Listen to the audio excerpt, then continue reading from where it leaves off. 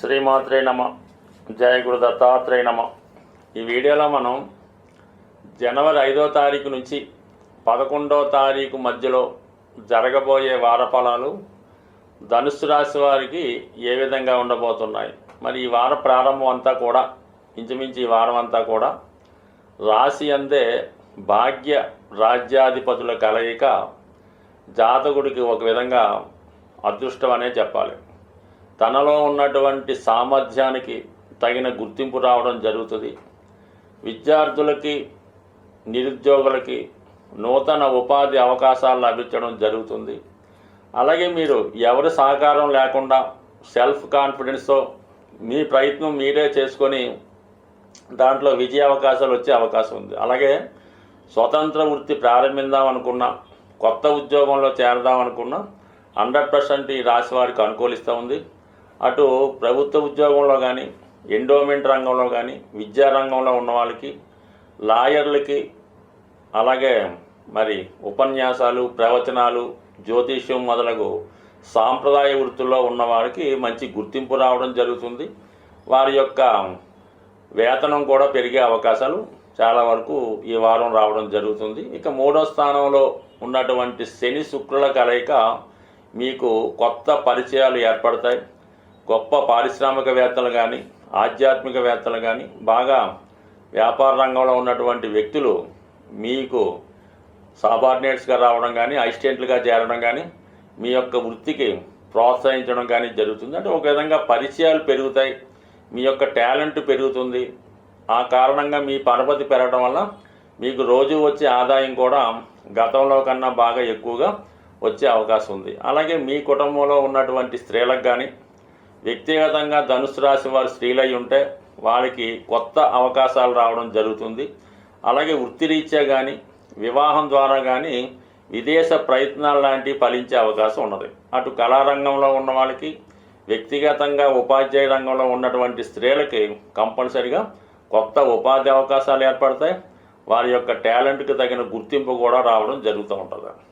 ఇక కుజుడు మీకు అష్టమ స్థాన సంచారంలో ఉండడం వల్ల, చతుర్థంలో రాహుగ్రహ సంచారం, ఇవన్నీ కూడా జాతకుడికి లేదంటే జాతకురాలికి గృహ సంబంధించిన విషయాల్లో ప్రశాంతత కోల్పోవడం జరుగుతూ ఉంటుంది. మరి కుటుంబ సభ్యులే మీకు వ్యతిరేకంగా ప్రవర్తించడం జరుగుతూ ఉంటుంది. అలాగే మీ పైన కొన్ని నిందలు రావడం కానీ, కొంత అపవాదం రావడం కానీ జరిగే అవకాశం ఉంది. అలాగే ఎప్పుడో జరిగిపోయిన విషయాలు బయటపడడం వల్ల ఒక విధమైన అపకీర్తి లాంటిది కూడా రావచ్చు. అలాగే ఏదైనా ప్రమాదకరమైన వృత్తిలో ఉన్నవాళ్ళు, వాహనాలు అతివేగంగా నడుపుతున్నవారు చాలా వరకు జాగ్రత్త వహించండి.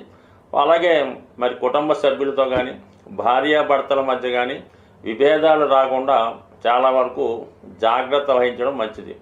ఈ సమయంలో ఏ కొద్దిపాటి విరోధం భార్యాభర్తల మధ్య వచ్చినా వారి యొక్క అంటే మీ యొక్క జీవితాల్లో ఇతరులు ప్రవేశించి అది ఇంకా పెద్ద సమస్యగా మారే అవకాశం ఉంటుంది. కాబట్టి చిన్న చిన్న అభిప్రాయ భేదాలు ఉంటే మీకు మీరే సరిదిద్దుకోవాలి తప్ప అది బయట పెట్టుకోవడం వల్ల మీ ఇద్దరి మధ్య శాశ్వతంగా చాలా కాలం పాటు ఎడబాటు వచ్చే అవకాశం ఉంటుంది.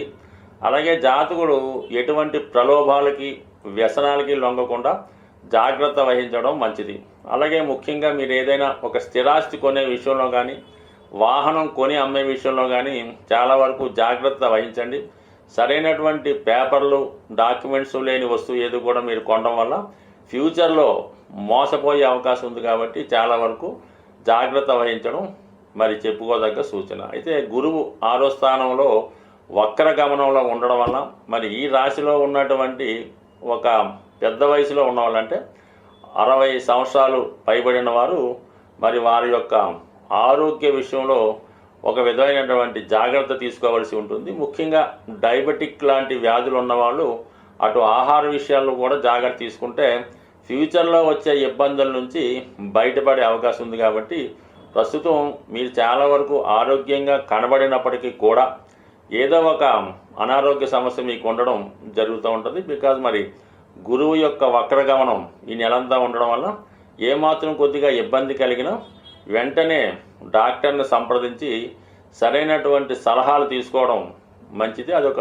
ఇంపార్టెంట్ సూచన. బట్ ఏదైనా ఈ రాశివారు కొత్త వ్యాపారం ప్రారంభించడానికి, కొత్త ఉద్యోగ ప్రయత్నాలు ప్రారంభించడానికి ఇది చాలా అనువైనటువంటి సమయం.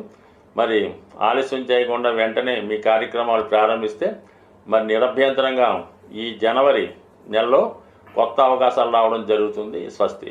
ఈ వారం గ్రహస్థితిని అనుసరించి జాతక దోషాలు ఉన్నవారికి, అటు వ్యాపారంలో బాగా నష్టపోతున్న వారికి, అటు వివాహ జీవితంలో ఇబ్బందులు పడుతున్న వారికి 2 ముఖ్యమైనటువంటి రోజులు రావడం జరిగింది. అందులో ఒకటి ఏంటంటే మనకి ఈ జనవరి 10వ తారీఖున ఈ వైకుంఠ ఏకాదశి సందర్భంగా ఉత్తర ద్వార దర్శనం జరుగుతూ ఉంటుంది.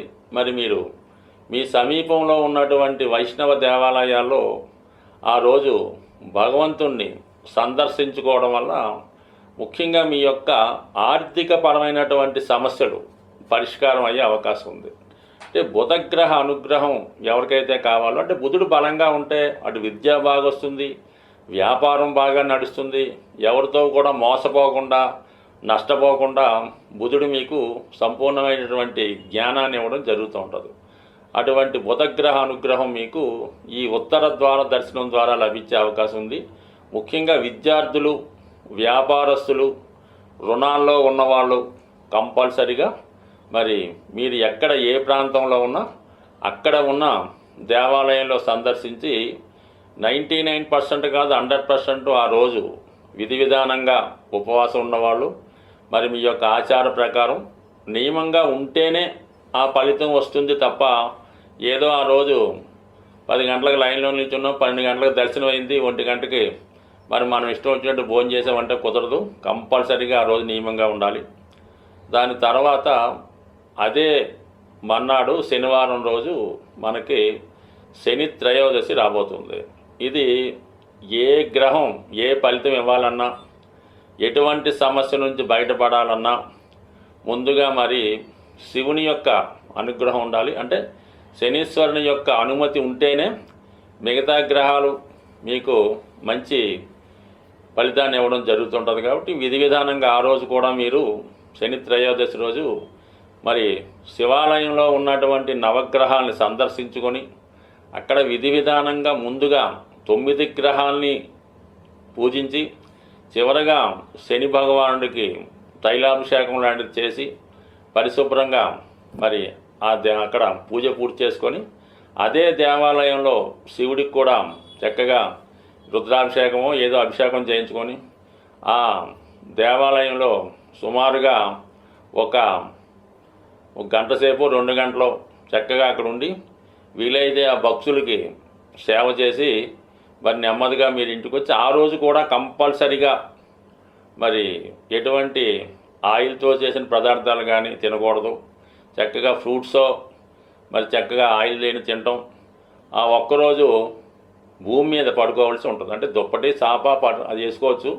మంచం మీద పడుకోకుండా సింగిల్గా బ్రహ్మచారిగా, అంటే స్వామి అయ్యప్ప దగ్గరికి వెళ్ళినప్పుడు ఏ విధంగా ఉంటారో ఆ ఒక్కరోజు అంటే శనివారం మొత్తం రోజంతా ఆ రాత్రి అంతా మర్నాడు సూర్యోదయం అయిన దాకా జాగ్రత్తగా ఉండి మరి ఆదివారం కూడా వీలైతే సూర్యభగవాన్ని నమస్కరించుకొని మరి ఆదివారం కూడా మీరు నియమంగా ఉంటే మొత్తం మీద మీరు 10, 11, 12 తేదీలు ఎంత పవిత్రంగా ఉంటే మీ జీవితంలో ఎటువంటి గొప్ప సమస్య అయినా సాల్వ్ అయ్యి రాబోయే ఇప్పుడున్నటువంటి 2025 మీ జీవితంలో ఖచ్చితమైనటువంటి అభివృద్ధి రావడం జరుగుతుంది. ఇందులో నమ్మకం ఇంపార్టెంటు. కొద్దిగా కష్టపడితే ఒక 3 రోజులు మీరు హ్యాపీగా మరి సంతోషంగా అదేదో దైవ కార్యక్రమంగా భావిస్తే మొత్తం సంవత్సరం అంతా దాని ఫలితం ఎలా ఉంటుందో మీరే చూస్తారు కదా. స్వస్తి.